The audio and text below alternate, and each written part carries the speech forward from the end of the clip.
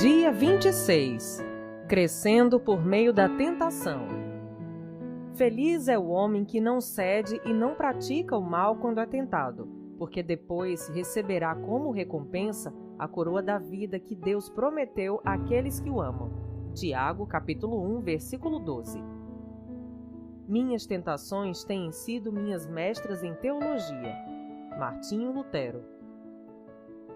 Toda tentação é uma oportunidade para fazer o bem. No caminho do amadurecimento espiritual, até mesmo a tentação se torna um degrau, em vez de uma pedra de tropeço, quando você percebe que ela é uma oportunidade tanto para fazer a coisa certa, quanto para agir de maneira errada. A tentação apenas apresenta uma escolha. Embora ela seja a principal arma de Satanás para destruir você, Deus quer utilizá-la para fortalecê-lo. Toda vez que você escolhe fazer o bem em vez de pecar, está desenvolvendo o caráter de Cristo.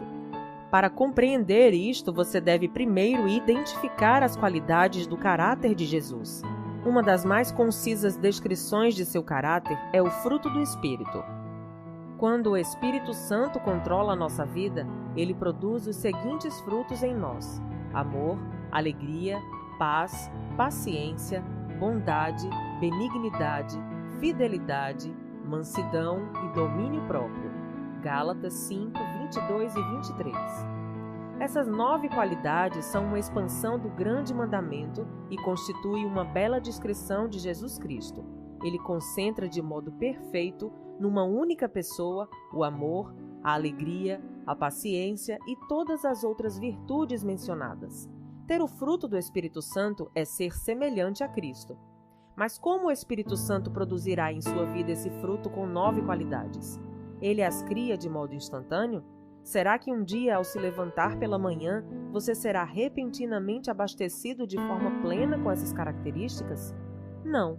O fruto sempre se desenvolve e amadurece lentamente.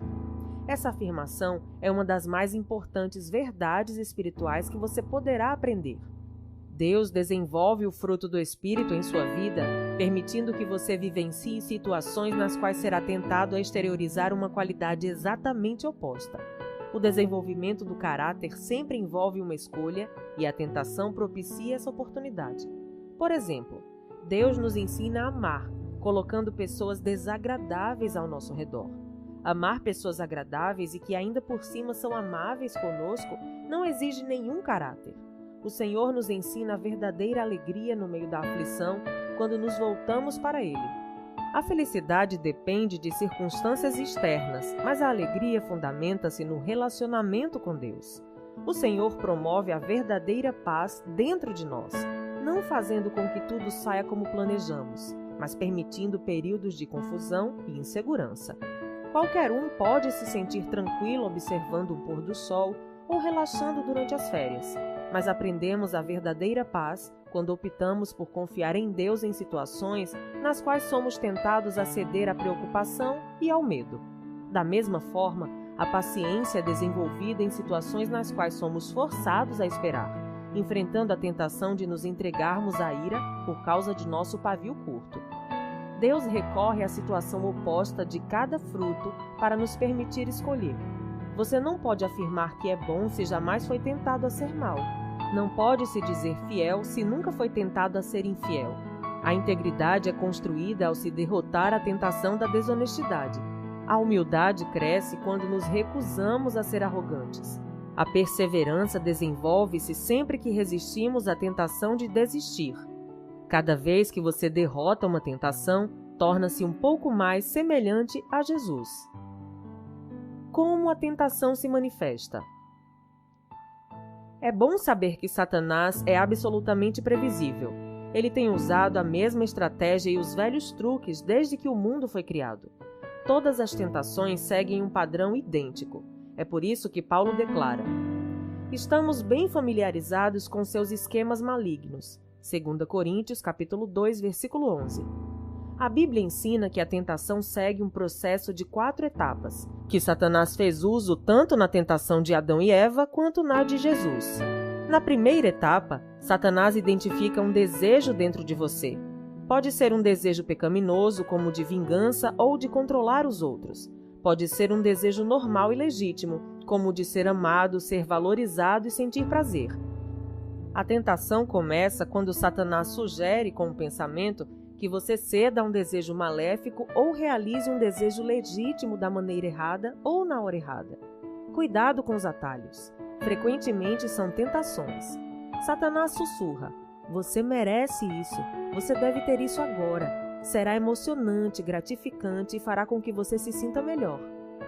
Costumamos pensar que a tentação está ao nosso redor, mas Deus diz que ela começa dentro de nós. Se você não tiver o desejo interiorizado, a tentação não tem como atraí-lo. Ela sempre começa na mente, não por meio de circunstâncias. Jesus disse: pois do interior do coração dos homens vêm os maus pensamentos, as imoralidades sexuais, os roubos, os homicídios, os adultérios, as cobiças, as maldades, o engano, a devassidão, a inveja, a calúnia, a arrogância e a insensatez. Todos esses males vêm de dentro e tornam o homem impuro. Marcos capítulo 7, versículos de 21 a 23. Tiago afirma que existe um exército inteiro de maus desejos dentro de vocês. Tiago capítulo 4, versículo 1. A segunda etapa é a dúvida. Satanás tenta fazê-lo duvidar do que Deus disse sobre o pecado. Será que é mesmo errado? Será que Deus realmente proibiu fazer isso? Não é possível que Deus tenha proibido isso para outro povo em outra época? Deus não quer que eu seja feliz? A Bíblia adverte: cuidado, não deixe os maus pensamentos e as dúvidas levarem algum de vocês a se afastar do Deus vivo. Hebreus capítulo 3, versículo 12. A terceira etapa é o engano. Satanás é incapaz de falar a verdade, por isso é chamado pai da mentira. Lá em João capítulo 8, versículo 44. Tudo o que ele lhe disser será falso ou nada além de meia-verdade. Ele oferece a mentira em substituição ao que Deus já diz em sua palavra. Satanás diz: você não vai morrer, você será mais sábio do que Deus. Você pode não ser punido por isso, ninguém vai saber. Isso vai resolver seus problemas. Além do mais, todos estão fazendo isso. É um pecado insignificante. Mas um pecadinho é como uma gravidez recente. Acabará aparecendo. A quarta etapa é a desobediência. Você acaba agindo de acordo com a ideia que vinha cogitando na mente. O que começou como uma ideia nasce como conduta. Você cede a qualquer coisa que chamar sua atenção. Acredita nas mentiras de Satanás e cai na armadilha sobre a qual Tiago nos alerta. As pessoas são tentadas quando são atraídas e enganadas pelos seus próprios maus desejos. Então, esses desejos fazem com que o pecado nasça, e o pecado, quando já está maduro, produz a morte. Não se enganem, meus queridos irmãos. Tiago, capítulo 1, versículos 14 a 16. Superando a tentação. Compreender como a tentação se manifesta é bastante proveitoso, mas alguns passos são necessários para que você venha a superá-la. Recuse a ser intimidado. Muitos cristãos são aterrorizados e aviltados por pensamentos tentadores, sentindo-se culpados por não estarem fora do alcance da tentação. Eles sentem vergonha pelo simples fato de terem sido tentados, sinal de que não entendem o verdadeiro significado de maturidade espiritual. Você jamais se livrará da tentação. Em certo sentido, você pode considerar a tentação um elogio. Satanás não precisa tentar aqueles que já fazem a vontade dele, pois já lhe pertencem. A tentação é um indício de que Satanás odeia você, mas não um sinal de fraqueza ou de vida profana. Isso também faz parte de nossa natureza, pois somos humanos e vivemos num mundo destituído de Deus. Não fique surpreso, abalado ou intimidado por isso. Seja realista quanto à inevitabilidade da tentação. Você jamais poderá evitá-la completamente. A Bíblia diz: quando chega a tentação, mas não diz se chega a tentação. Paulo orienta: lembrem-se de que as tentações que surgem na vida de vocês não são diferentes das que os outros enfrentam. 1 Coríntios capítulo 10, versículo 13. Ser tentado não é pecado. Jesus sofreu tentação, embora nunca tenha cometido pecado. Hebreus capítulo 4, versículo 15. A tentação só se torna pecado quando você se entrega. Lutero afirmava: Não podemos evitar que os pássaros voem sobre nossa cabeça, mas podemos evitar que façam ninho sobre ela. Você não pode impedir o diabo de lhe sugerir pensamentos, mas pode escolher não assimilá-los ou agir de acordo com eles. Por exemplo, muitos não sabem a diferença entre atração física ou excitação sexual e sensualidade. Não são a mesma coisa. Deus fez de cada um de nós um ser sexuado, e isso é bom.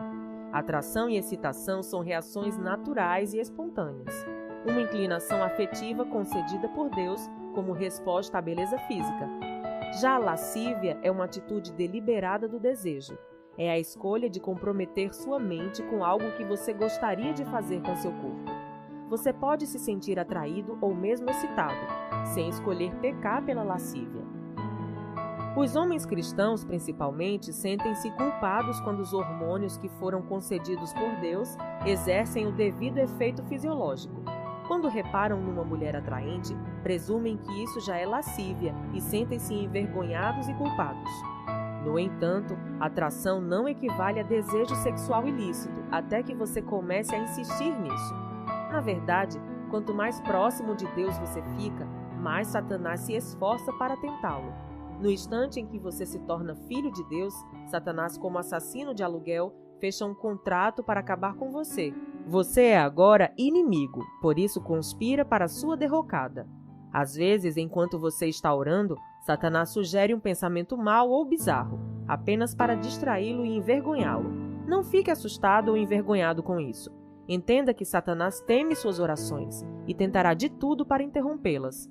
Em vez de ficar se condenando com indagações do tipo: como pude pensar uma coisa dessas?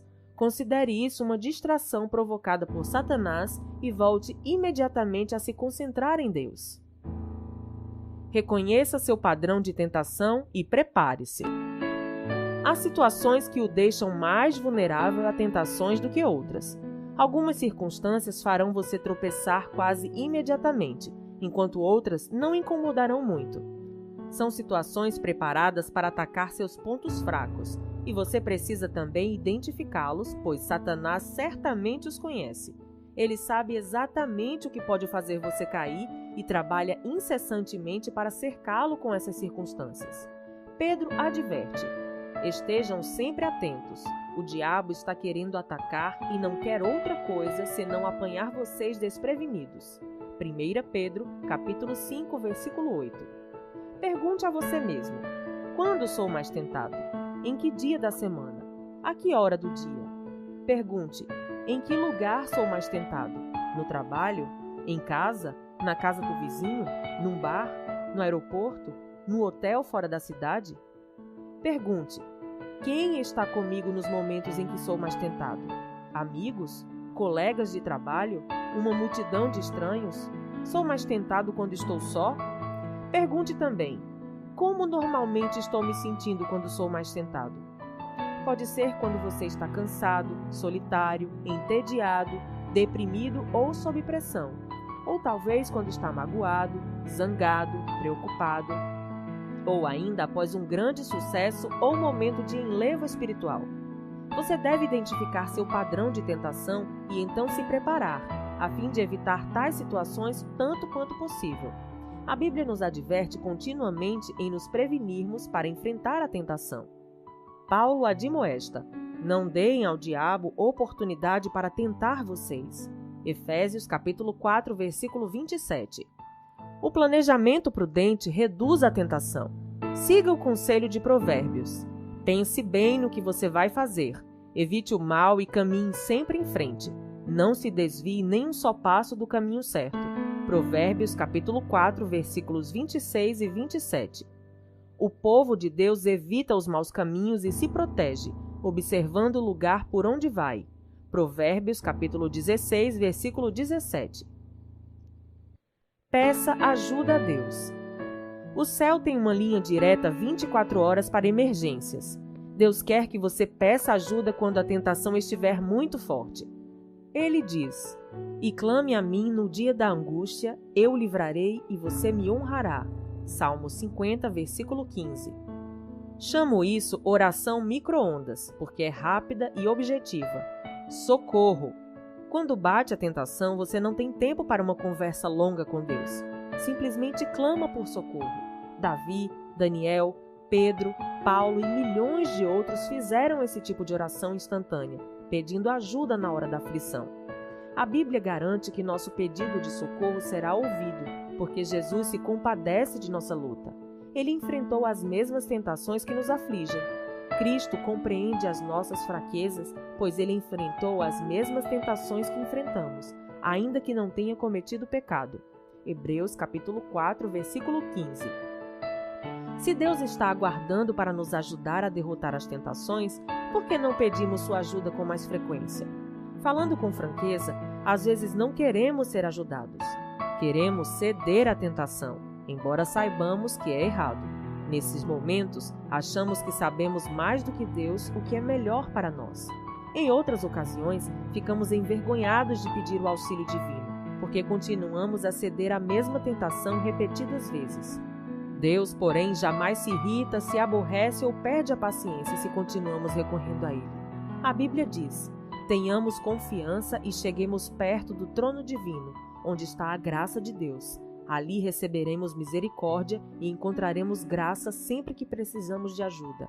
Hebreus capítulo 4, versículo 16.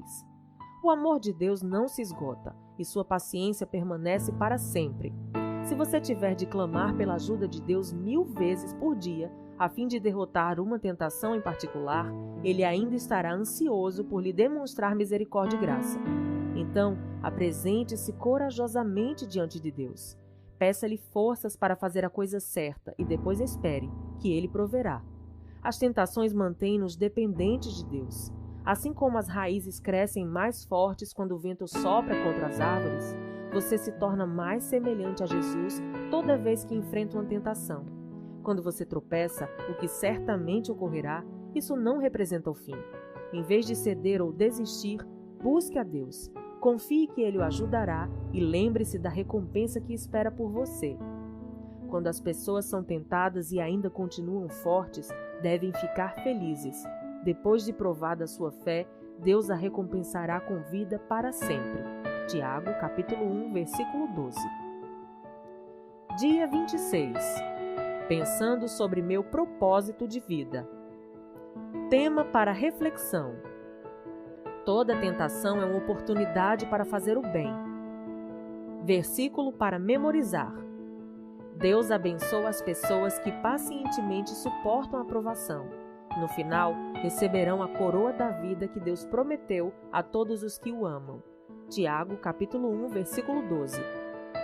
Pergunta para meditar. Que atributo do caráter cristão posso desenvolver para derrotar minha maior tentação? Até o próximo áudio.